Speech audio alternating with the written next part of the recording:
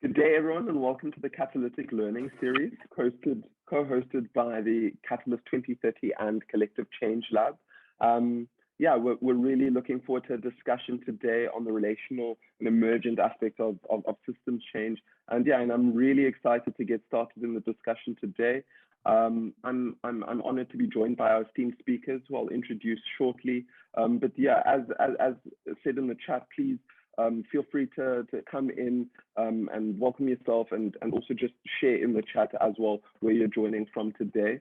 I'd like to introduce our speakers and get us started. Today, let me start, in fact, with our speaker, Mohsen Layode. We're joined by Mohsen Layode. She's the Executive Director at the African Philanthropy Forum. The African Philanthropy Forum is a strong and vibrant community of philanthropists and partners promoting homegrown philanthropy and inclusive development on the African continent. I'm also joined by Yawa Hansen-Kau. She's Executive Director at the Emerging Public Leaders. Emerging Public Leaders is creating a new generation of public servants committed to social impact with a footprint in Liberia, Ghana, and Kenya. And lastly, as well, I'm joined by Shami Suryanarayan. She's the Chief Impact Officer at the Harambe Employment Accelerator. Harambe is a not-for-profit social enterprise building African solutions to the global challenge of youth unemployment. This is committed to changing the system by removing the barriers that keep millions of South Africans locked out of the opportunity. And lastly, I'm also joined by my colleague, Catherine Milligan, who will be co-facilitating the session with me today. I'm Todd Corsa. I'm joining today from South Africa in Cape Town. A little bit about me. I've devoted my career to social justice issues in Africa and largely been involved in activism on the continent. As a young African who is now investing themselves in systems change world, I must admit as well that these concepts that we're dealing with in systems change are both foreign and familiar in some ways. Systems change feels intuitive, and I feel like a learner as well. And we're all learners today, and we have all something to contribute as well.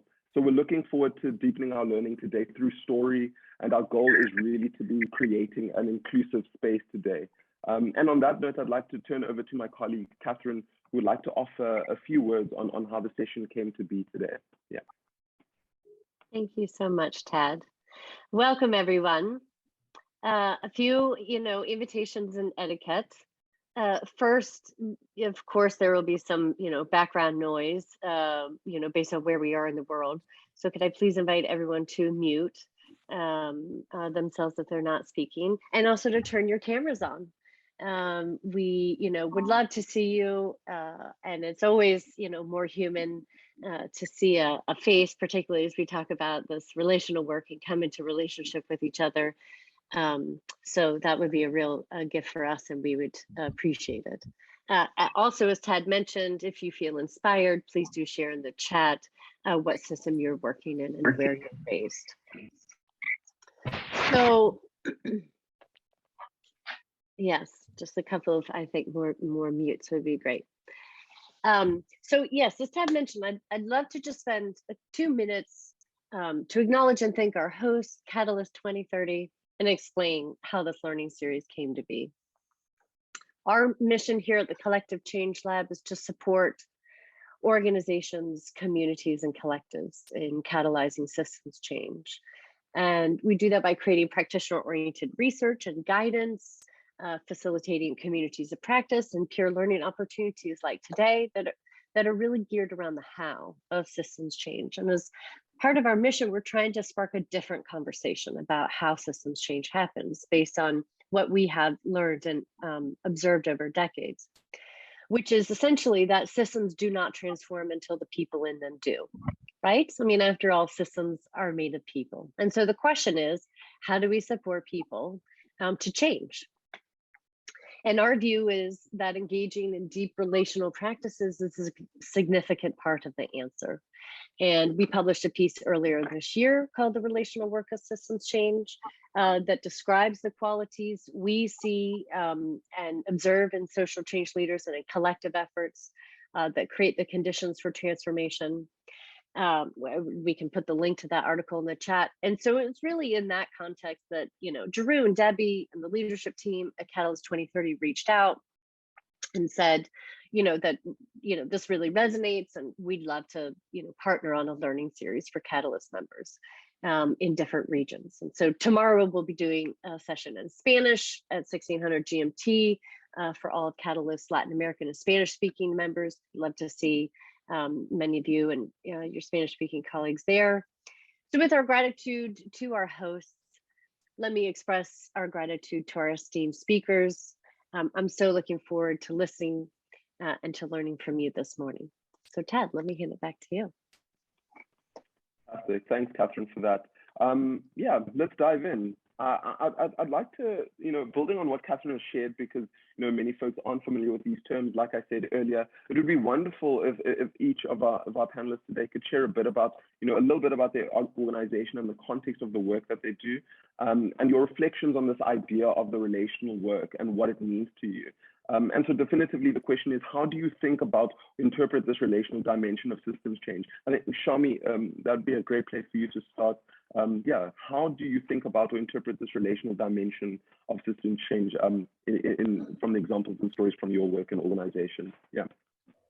Thank you, Tad, and thank you everyone for this opportunity. Sanbonani Dumelang, Molo, and Karibuni. I am starting off with that greeting because today is Freedom Day in South Africa. We celebrate the first democratic election in 1994 today in South Africa. And given that Harambe works a lot in South Africa, it's fitting for us to celebrate this important milestone. But I'm also saying Karibuni because I'm actually based in Kenya. So welcome to this great conversation, and thank you for the opportunity. I see many familiar faces, Libuyo, I see Tracy, etc. Great to see you and connect.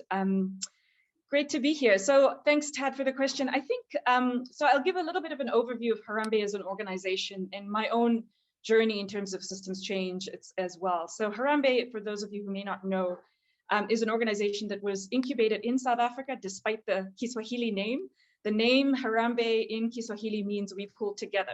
So relationships are actually fundamental to our name. And I think I particularly love the name, which means we pull together, because youth unemployment cannot be solved by a single organization alone. And I think it's fundamental to Harambe's DNA and our way of working that we solve youth unemployment through partnerships. We are celebrating our 11th year this year, and we've learned so much in our past 11 years. We started out as an organization really trying to solve the supply-demand mismatch, which is really a word to say that, lots of young people with skills and competencies enter the labor market in South Africa, and lots of employers look for young people, but we couldn't find, lots of young people wait around and aren't able to actually find the jobs, and employers complain that they aren't able to find the young people. So in the early days of Harambe, what we did was to say, how do you break down the components of a job such that it was visible and accessible to a young person? And oftentimes the biases were on the employer side. So they would put up, lots of experience qualifications for an entry-level job, or math degrees when you just needed to be good at counting in multiples of dozens for a packer job. So how do you break down a job for a young person that is actually skilled and competent, because young people are incredibly skilled? It's sometimes the labor market that doesn't see how competent they can be. And then in turn, we then did a lot of assessments on young people to say, how do we showcase their skills and competencies to the labor market? So the early days of Harambe was about making young people visible to the labor market and jobs visible to young people, and breaking down those barriers, like you said, Tad. Over the years, though, we did realize that just matching young people to jobs and reducing those barriers alone was not sufficient. And we needed to take a step towards systems change. And here's where my own journey towards systems change comes in. I joined Harambe about 4 years ago. My original work was to oversee our work in Rwanda, which is an office I oversee out of Kenya. But now I've been leading our work in impact and systems change over the past 18 months in particular, in partnership with Philanthropy Co-Impact, where we've designed a really ambitious systems change agenda to address youth unemployment in South Africa. And I have to say that the process, and I'll be quite candid because I think, both of you, Tad and Catherine, have asked that we have a conversation. It was a daunting process because youth unemployment is such a large, complex issue. And even though Harambe now, 11 years in, has a network of 2.4 million young work seekers, we've enabled over 600,000 pathways, we still don't see the dent that we're making in unemployment. You see the statistics, quarterly labor force survey, for example, last month showed that unemployment is still at 34%. So we need to be doing much more, and it's no job for just a single organization. So this ambitious systems change agenda, we started working on this about 2 years ago. in partnership with Co-Impact, but much more importantly, in partnership with our stakeholders, government, civil society, the private sector, to design an agenda that says, how do you shift the system at the root and at scale? Because scale alone is not going to solve the problem with youth unemployment. And just matching young people to jobs and breaking down barriers for young people alone is not going to solve the problem. So that journey of systems change took us quite a while. We've crafted a very nice looking strategy, which is on our website. But I think the reason this conversation is exciting for me is that even our strategy, while thorough and rigorous, isn't enough to actually understand what relational aspects are critical to making systems change happen and effective. And I think we've learned a lot of lessons, putting sort of theory to practice in terms of partnering with government. I think that's been probably our biggest learning in terms of understanding how to work with government and co-create a solution rather than dump an innovation that sometimes should be adopted because it's a smart innovation, rather than co-create and working with government, which often is trying to do the best it can with limited resources and availability. So it's taught us a lot. I would say that my definition of the relational approach of systems change is it's fundamental. I think you can have a really clever idea, you can scale an innovation, unless that is adopted at scale by key stakeholders, and in our case, definitely the government, and also civil society in the private sector. It isn't sufficient that you have a really neat matching platform that can connect young people to jobs at scale and efficiently. So for me, I think this conversation is exciting because it's at the heart of what makes systems change work, and not just about scaling up innovative ideas, which can be done in isolation. But in order to solve these complex problems, we need to work in partnership with each other. So just a quick overview. I hope that's helpful, Tad, but I'll hand off to the next speaker. Absolutely helpful, and yes, you're absolutely right, hitting the right notes in terms of the collective and collaboration and the investment in relationships that we're talking about today. Mohsin, I'd like to invite you to also respond in terms of that reflection. What does the relational work systems change mean to you, and how do you interpret this? Yeah. Great, thank you, Tad, and good morning or afternoon, depending on where you are, to everyone. I'm really excited to be here. And Shami, thank you for that wonderful introduction. I'll try to follow in your footsteps and tell our story as best as I can. So I represent the African Philanthropy Forum. I'm the executive director, and we're a vibrant community, as Tad mentioned in his opening, of philanthropists and social investors who, simply put, want to do good on the African continent.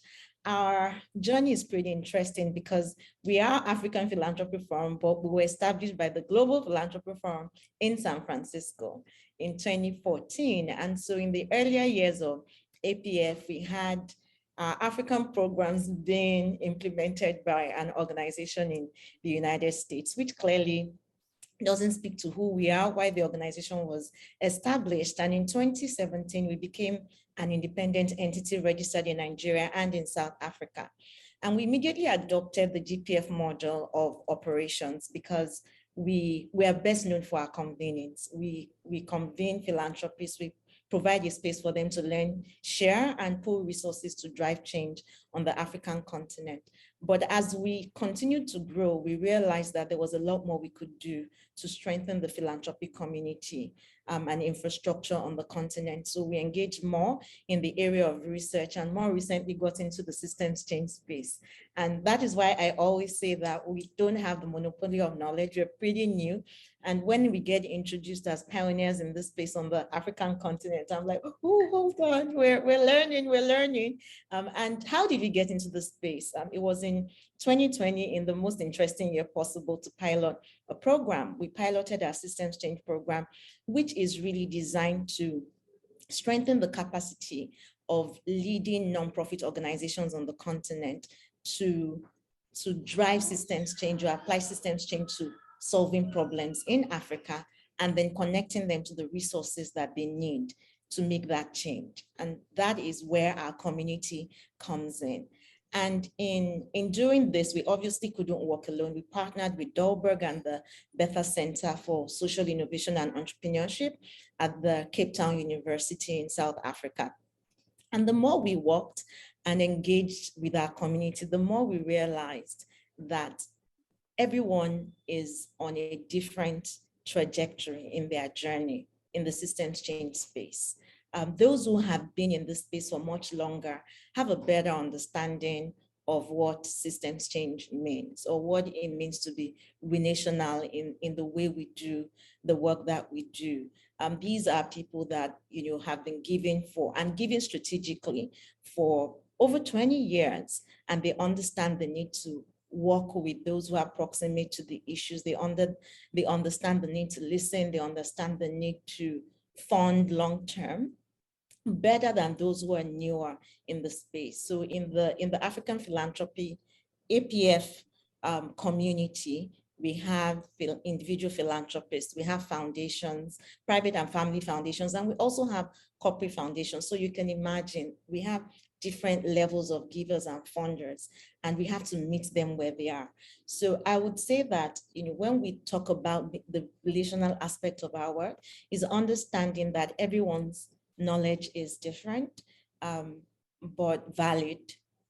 And it's important to meet people where they are. We shouldn't come to the table assuming that everybody should understand systems change. And the interesting thing is, this is what we do every day. We all operate in systems where, again, when we talk about systems change, we're talking about people. I believe Shami mentioned that, and Catherine in her introduction. At the heart of it, it's about working with people. We're people, we deal with people every day. We work in financial systems, we work in health systems, we work in education systems, but we really don't understand what we're doing. So the concept may be new globally and even more so on the continent, but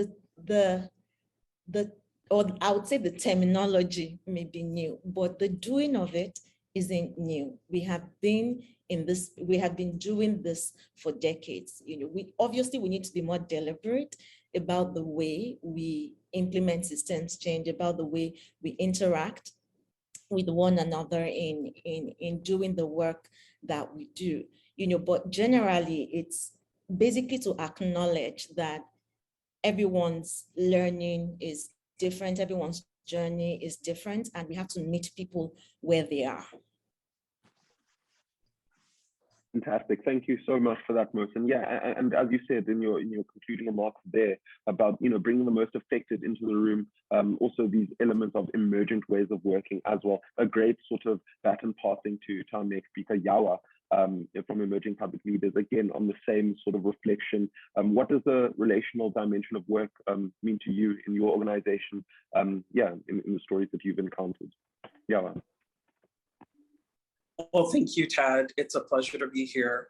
I guess I'd start by saying a little bit about emerging public leaders and who we are, and I think where we fit in the whole scheme of this conversation. Our organization is really focused on building a future talent pipeline for public service by focusing on young people and upskilling them and giving them the support that they need to become ethical and competent agents of change to affect the government sector. So when we talk about systems change, I don't think you can, really, as Charmy was alluding to earlier, have scale in anything without government.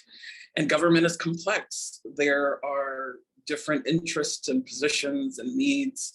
And particularly governments that are operating in the global south or in the developing world have particular challenges. There's the urgency of so many developmental challenges coupled with what often seems like donor priorities. So for me, situating this in the context of our work is really about how do we help strengthen the capacity of governments in Africa to be responsive, not just to the needs of today, but proactively plan for and address the issues of tomorrow. So for example, as Charmy alluded to, the issues of youth unemployment is a huge challenge that many African governments are trying to grapple with and address. But climate change, public health emergencies, every one of these challenges requires government capacity. So our work really focuses on helping to identify local talent, helping to embed said talent in strategic government institutions, and helping to create an architecture of support around young, dynamic, local leaders so that they can help drive change that's needed in the government sector in Africa. We've been doing this work for over a decade. Our founder lived and worked in Liberia, where she had the chance to see firsthand just some of the capacity gaps exacerbated in Liberia specifically by civil war. And I think we've taken a very simple model, a fellowship model, to empower young people to raise their hand for leadership, because every country needs its best and brightest. In terms of the role that relationships play in this work, it can't be possible without them.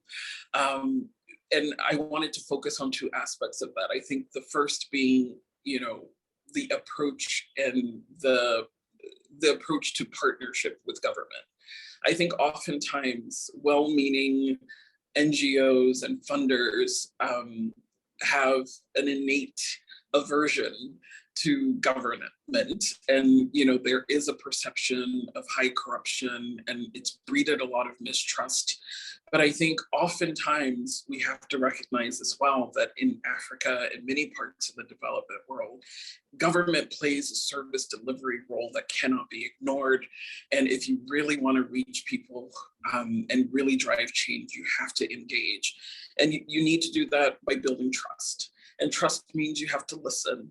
And trust means you have to hold your assumptions lightly and co-create. And I know that that's, a word that Harambe used, and I think Mohsen alluded to through, their convening approach to building partnership. But I think it's simple, but it sounds, unheard of sometimes when we talk about systems change, because we often think about it in terms of academic, and often it, truth be told, it tends to be a Western lens through which we're looking at global South development. And so it also has the capacity to create mistrust, tension, and conflict. I think the other layer of relationships is there is power in identifying local leaders who are closer to the issues than you are. And I think as an organization, it's been invaluable to listen to, the young people who are working in these environments, listen to our government partners, and innovate and, iterate on our model in order to respond to that. And so therefore, our program model in Liberia looks different from how it looks in Ghana and looks different from how it looks in Kenya. And I think that lesson of listening and responding to what you're hearing and taking, a journey of co-creation as the approach is invaluable. The other layer of relationship is I've seen how powerful it is when you also are nurturing these cohorts of talent who are journeying together in that bigger picture of systemic change. So in Liberia, for example, we've had many of our fellows there engaged and on the front lines of Ebola response and COVID response. And, Liberia benefited from having a very trusted network of young professionals who knew and trusted each other. So the trust within that small community, amplified to a national level and really enabled a response to happen quickly and competently, in my opinion, at least, in the face of these two really significant shocks. And so I think that also illustrates the importance of relationship building, but also building it at multiple levels, because without that trust built, at that grassroots level, it's really hard to amplify it to a more systemic level. Yeah, well, that was a beautiful story, and you're taking us already to where we want to go next, which is storytelling and unpacking this and understanding this through an African lens, precisely to your earlier point, and not a Western lens. And so I just love to turn it, open it back up to the panel today, to our speakers, to tell a story, really around the how, to make some of these concepts and ideas more tangible for people. As Todd said in the introduction, we think in story, we want to learn in story. And so we'd love to invite whoever among you feels, sort of inspired, Yahweh, either to, flesh out that story a little bit more, or Harambe Mohsen to chime in and contribute, sort of about the practices. How is it that you are engaging in this deep relational work? Sort of what's the story about, and what has come about as a result of that trust, precisely as Yawa just shared with us now. What becomes possible in your work as a result of investing in relationships? Would you like to expand, Yawa, or Harambe Mohsen? Do you feel sure, I'm happy to build upon Great. Your question of what becomes possible when we focus on relationship. I think, one, you get greater buy-in. It's been invaluable to see, especially as we're coming out of what I think is the worst of the pandemic, just to see how bought in our fellows were to service to their country. Many of our fellows in Ghana and in Liberia were deemed essential staff. Many of them volunteered to work extra hours, oftentimes with no additional pay, to help support contact tracing efforts, to help support where it was needed. But more distinctly, through our investments in building trust, but also helping to nurture, competence, many of our fellows were among the few who had the skill set that were needed. So for example, our fellow in Ghana, his name is Vasco at the time, he worked with the Ministry of Health. And he was originally, he was given the option, let me put it this way, to stay home if he wanted to because of the lockdowns. And he said, no, why would I do that? I'm happy to come help wherever I could. He volunteered his time with the contact tracing unit at Ministry of Health. And then very soon, developed a system and a framework for them to do this a little more thoughtfully, using the financial and data analysis training that he had gained through our program. And so again, by listening to the need of the government partner, the lack of capacity in specific areas, taking that knowledge to build out and flesh out a curriculum that could respond to that need, having the buy-in of our fellows who feel inspired and passionate about service, came together beautifully to really enable senior leaders at Ghana's Ministry of Health to make timely and wise choices about how to deploy contact tracers and PPE and eventually food aid. And I think that's an example of the multiple layers that I talk about, that by building trust in multiple layers of engagement or within the systems, you find that there's greater buy-in, there's better solutions. And at the end of the day, everyone feels so bought in that you're likely to see more sustainability. And I think that the more we listen, the more we hold our assumptions lightly, and the more we invest in local leaders particularly, the more we'll see more examples of sustainable systemic change. Thank you so much for that, Yawa. Harambe, I think I saw you.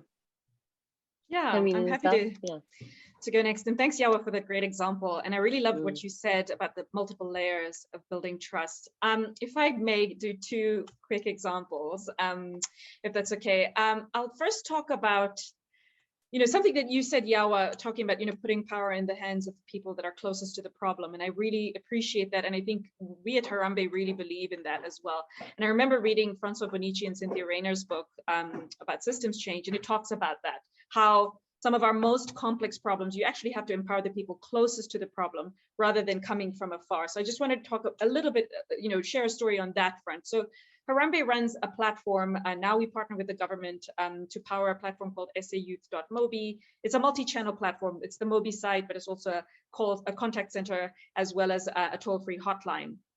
And it's staffed entirely by young people. So it's 150 or so young people who are formerly unemployed themselves.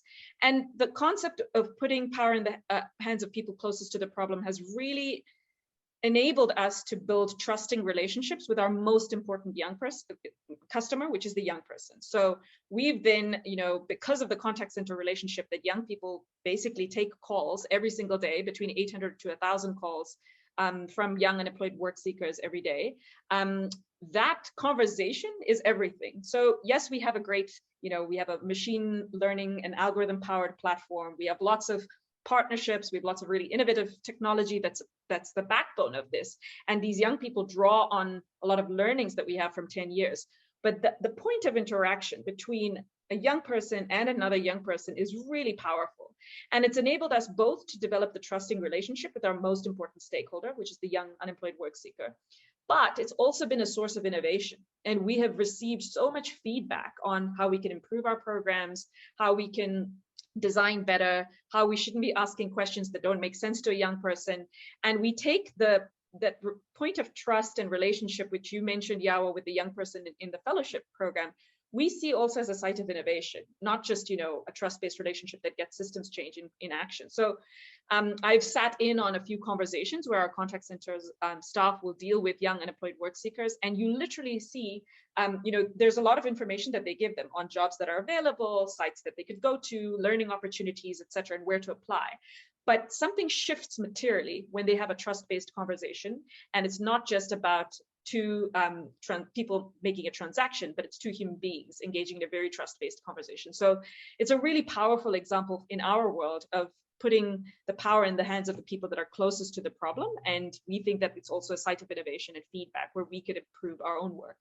And the second example, if I may, is about co-creation. You mentioned that too, Yawa, and you alluded to that, Mosun. We, in our work in Rwanda, part of the work in Rwanda that I do is try to bring international investors in high growth sectors to try and bring jobs into the country. And we had designed a conference in March to bring investors and potential investors to come meet the government, meet young people and say, okay, I'll bring my contact center here, or I'll bring my back office function here to employ young people. And I want to give the specific anecdote because we were at a conversation, we had a very inspiring leader, the chief investment officer, Pacifique, who had a great presentation on the business case to invest in Rwanda, and he did an incredible job and presented sort of, a slew of incentives that could attract investors to come bring those jobs into Rwanda. And in the beginning, the conversation was almost a negotiation. So I'll give you this if you give me this, or why don't you drop this?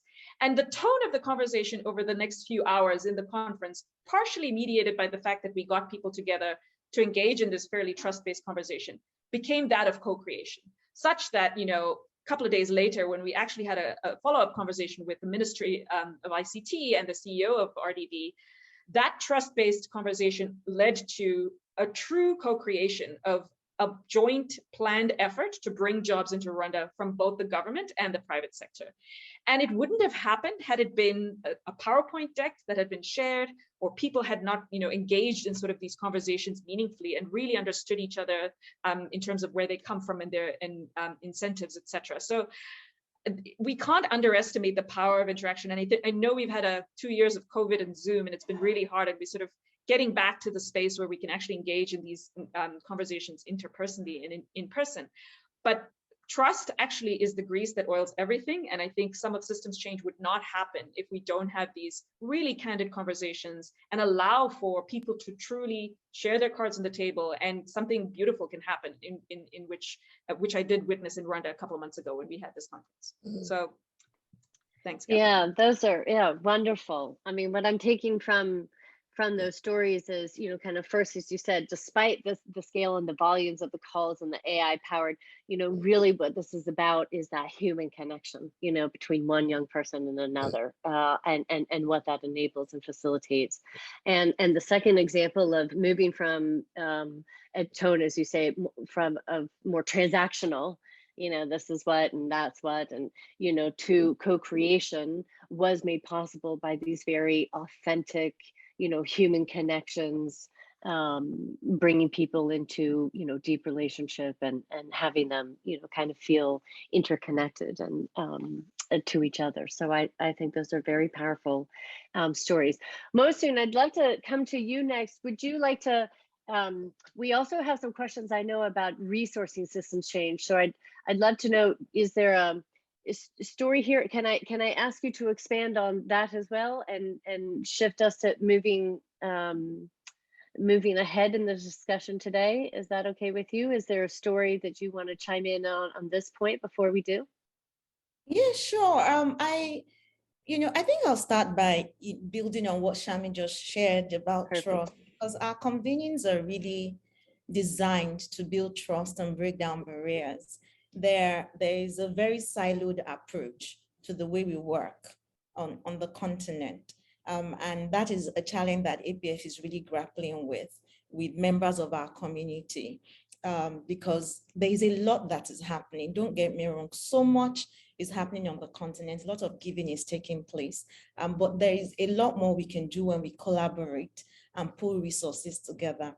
I will just mention briefly, I was in Abuja, that's the capital city of Nigeria, a couple of months ago. Again, back to what Shami shared, we haven't been meeting in person for 2 years now, and the magic of APF really is in bringing people together to just share and learn what they're doing and how they can work together. And I was with one of our members, and I realized that on the professional level, and by professional, I mean on the business front, they are actually working together.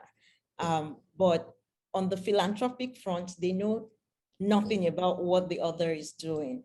And these are philanthropists and foundations that are giving millions of dollars every year. One of them gives $50 million in Nigeria every year, another 50 across the continent. That's 100 million.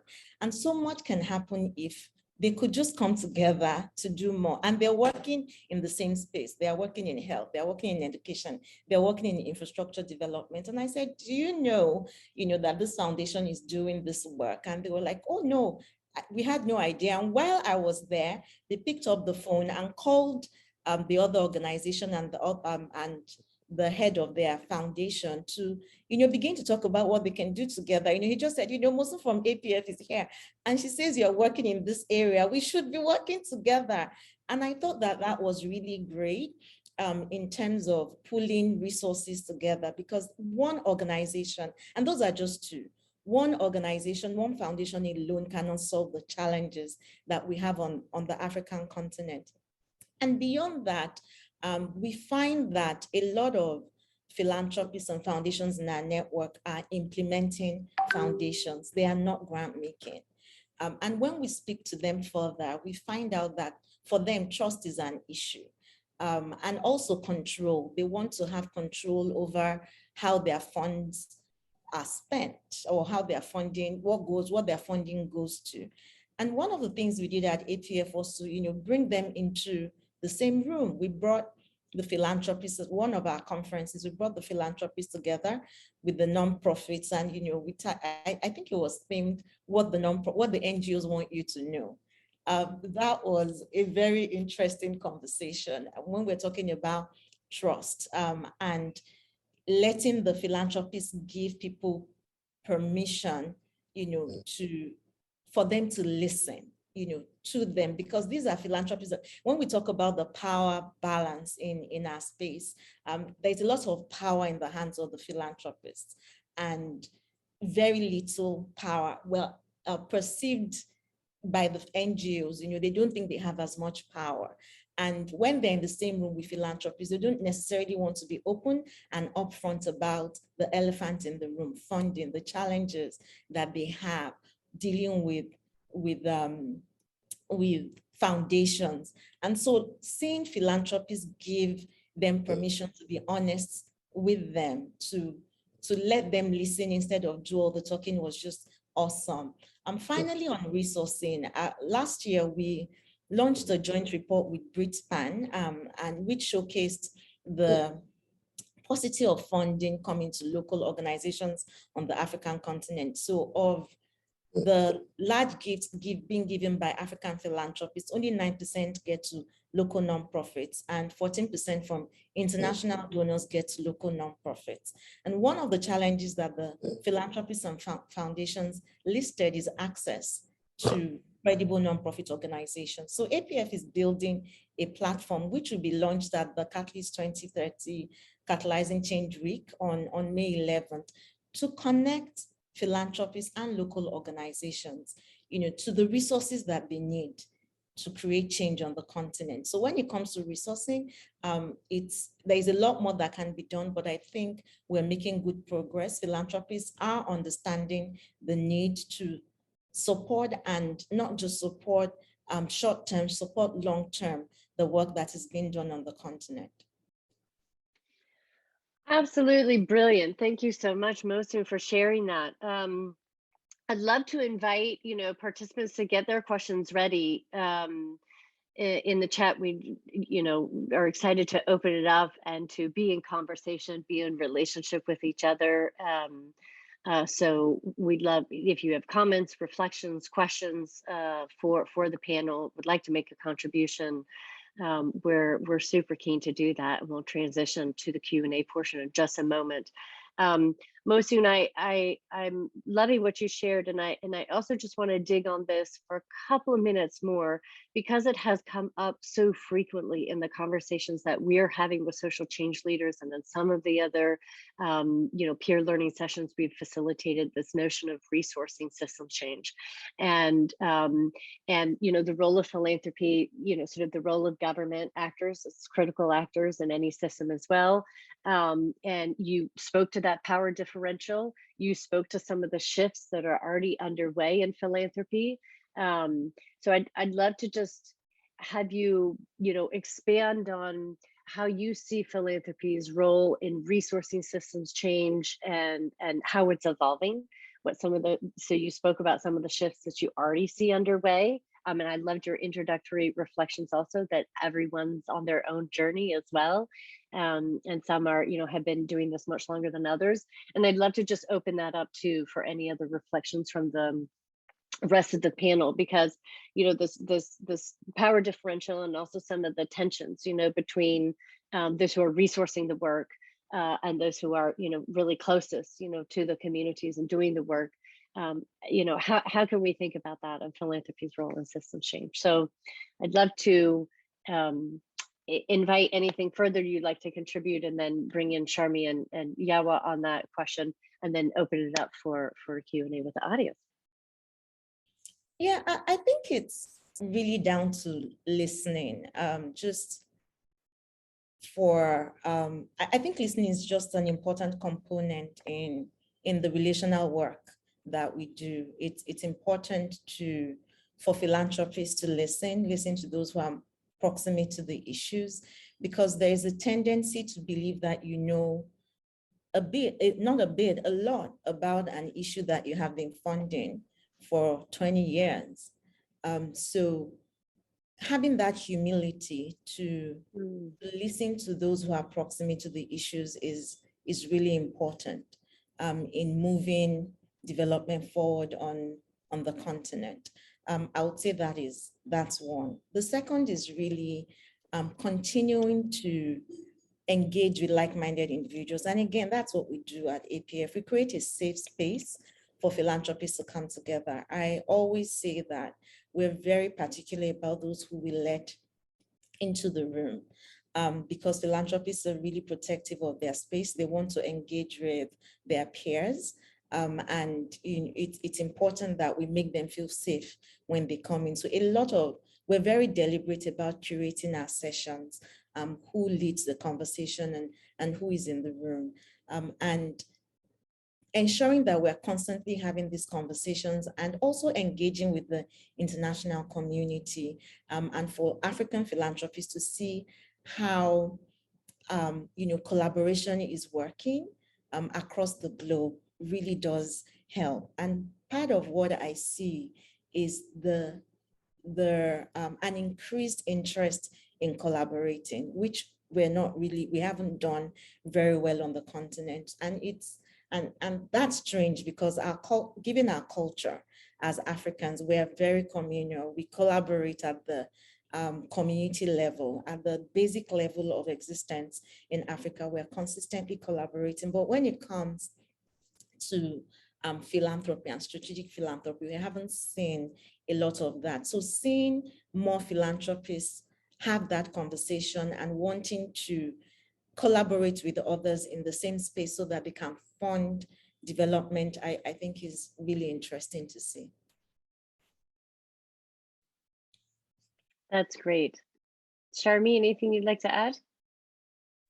I just wanted to echo and corroborate what Mohsen was saying. I think humility and listening is key, and Mohsen couldn't have said it better. Maybe just one additional point is, I think the funding space is often driven by specific kind of incentives. You have to spend, Mohsen, you mentioned the funder that had to spend 100 million a year, et cetera, but there's very, very strict sort of targets, and you have to, for tax issues, et cetera. And there's a pace and a cadence that drives certain kinds of behaviors, unfortunately, and that's the reality.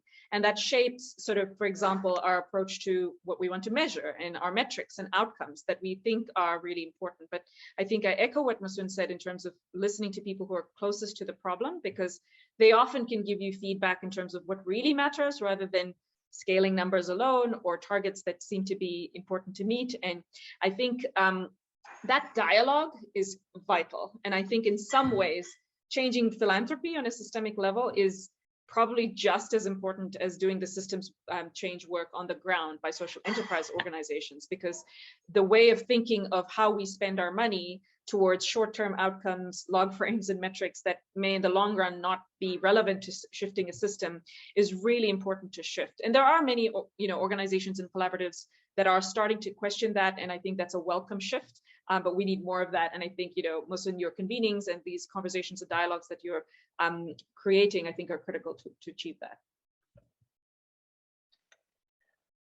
Brilliant, ladies.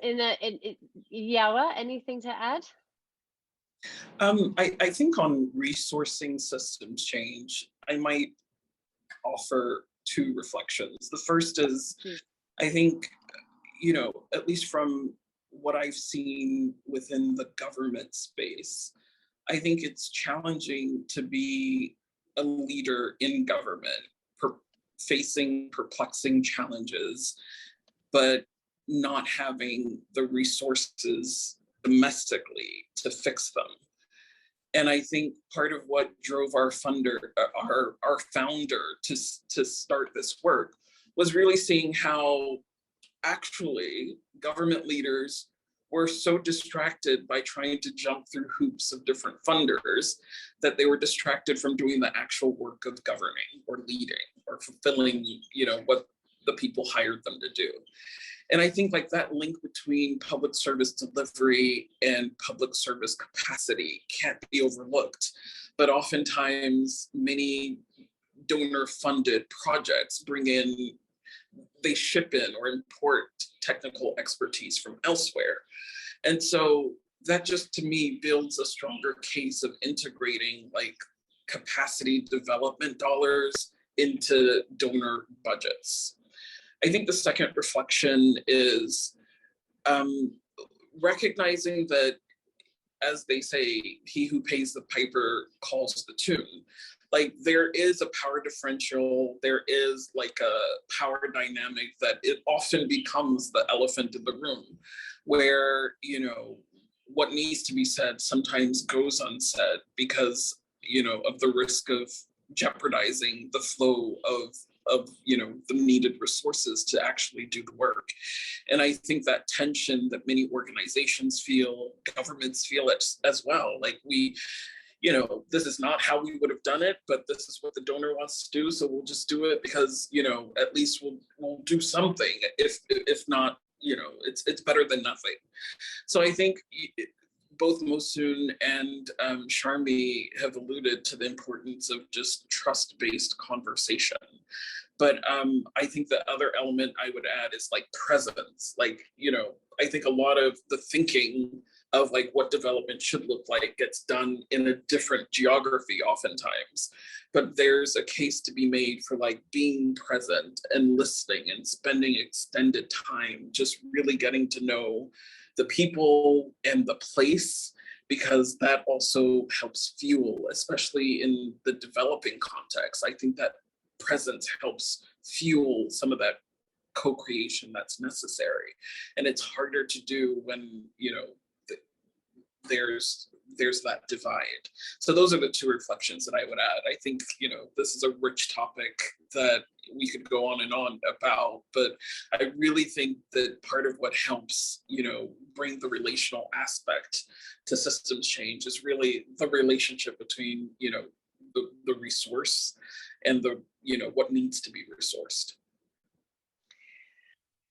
Wow, that rings so true to my experience. I know so many organizational leaders who feel caught in that same dynamic that you just so eloquently described. Yeah, well, thank you for that. So I'd love to open up, bring in other voices, other questions, comments, reflections in the chat. What is surfacing for you? What is sparked for you? What rings true to your experience? If we could have a couple of people just using the raise hand function or sharing a comment or a question in the chat, that'd be wonderful to make this interaction and come into relationship with all of you as part of this.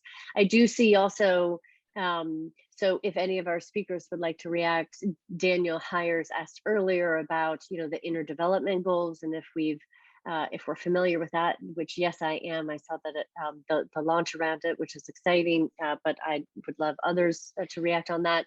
I see that Nilma has asked us about, if each of the speakers could talk a little bit more about, the system that they're working to shift. And I see that you've also raised your hand. So yes, please, just a short comment or question. It would be great to hear your voice. Yes. Thanks, Catherine. So the question is, there are a few systems change models out there, and I'm curious to know from the speakers, which is the one that they would recommend, a proven one that they have worked with. Great, thank you for that. And I'll let the speakers noodle over that for just one moment. Any other raised hands, comments? Maybe we could take 2 questions and comments and then go back to the panel. Yes. Hi. Ifuyo, nice to see you. Yeah, no, thanks so much. I mean, I'm hoping that the connection from my side is okay now, but thank you so much. I think just want to say, great session. I really enjoy the conversation. I think it's needed for Africa, and I think it's something that we've been really kind of looking for. And I probably might ask will be more, and I think it will happen even beyond the climate change week. Now it's more to kind of like go deeper.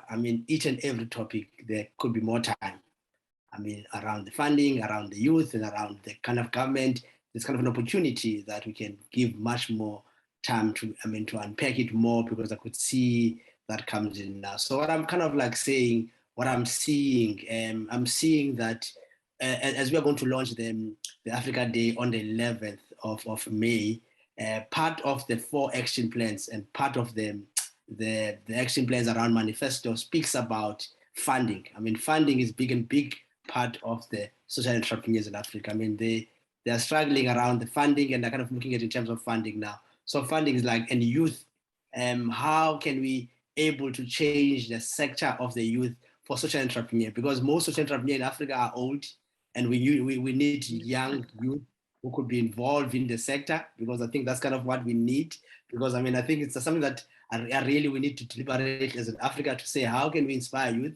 How can we mentor youth? How can we able to say that they can see an option around that? And I think on the government side, in terms of how that from the system change around the policy, and in saying that, recognizing social entrepreneur as a way to come in. And probably lastly is just to say around, narratives.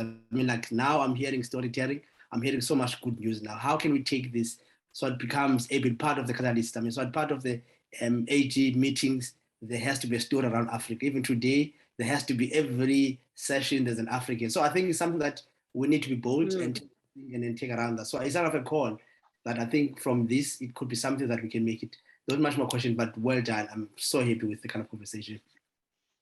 Oh, thank you so much for that. And let's do it. Let's do it. I would love to do that. I'm also just reading the chat, and I'm seeing, Eva's commenting, on a lot of these same dynamics we're describing, do apply to inner city and urban youth in North America.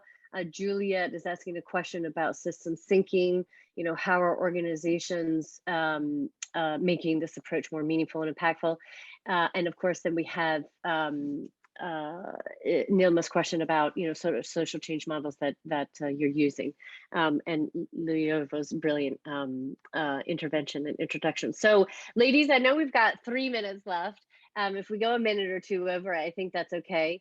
But is there one among those that you feel called or inspired to give a quick reaction or response to? I can maybe respond to the question on systems models. I mean, we've read a lot about different models. We haven't got necessarily one model that we adopt per se. So as I mentioned in the beginning, we, as Harambe, have been partnering with Co-Impact over the past 18 months to work with developing our own approach to systems change within the youth and employment context in South Africa. So we work at 3 levels: at people level, at the organizational level, and the systems level. And then within each of those have identified sort of the systems or key levers that we are hoping to shift to unlock jobs and make existing jobs more inclusive for young people. And I'm happy to sort of share context on that afterwards as well. And our systems change agenda is on our website, if that's helpful. But we have read extensively, including, work from the team at, with Catherine and Tad in terms of like collective change, but also Francois Bonici's work in terms of systems change and looking at the 5 S's, et cetera. So we refer to those models, but we have our own approach to addressing youth unemployment in this context. And yes, time will tell in terms of how we're faring on that. I mean, I just wanted to address the question on how many organizations need to be using this approach for it to be meaningful. I think it speaks to this issue of relational and trust-based relationships. We find that, as I mentioned earlier, it's not enough that we have a clever idea and we try to adopt it at scale. We do need systems change and shifts across multiple sectors in society to, in our case, beat the drum of inclusion, for example. So we think that culture change across stakeholders is just as important as this innovative idea that can be scaled and adopted at scale. So just wanted to refer to that. Thank you. I'm sorry, any other reflections? I wanted to invite any of our speakers, Yawa or Mohsen, to come in. On those reflections in some of the chat. Yeah. But if not, we can move to a close.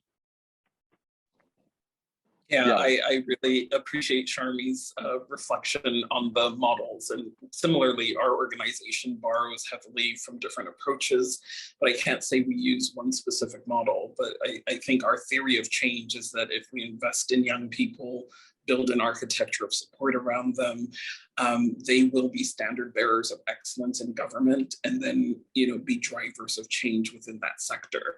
So that's the simple version of it that we use, if that's helpful.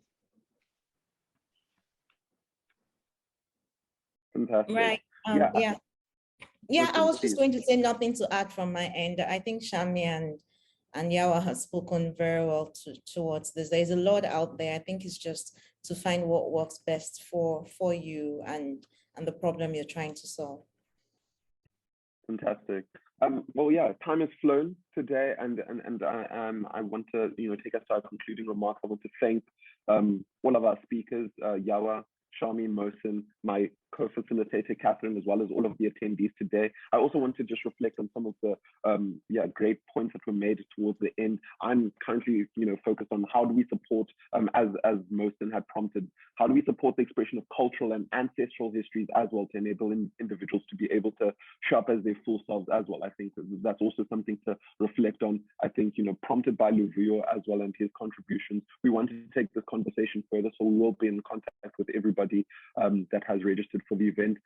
But yeah, from our side of Collective Change Lab, from Catalyst 2030, we just want to thank you so much. And as well, again, from South Africa, I'd like to say, Kensang Gofu, thank you so much for attending today. We're really appreciative, and we'll build these relationships going into the future. Yeah, we have work to do. Thanks so much, everybody. Thank you, everyone. Thank you. Take care. Great stuff. Bye-bye.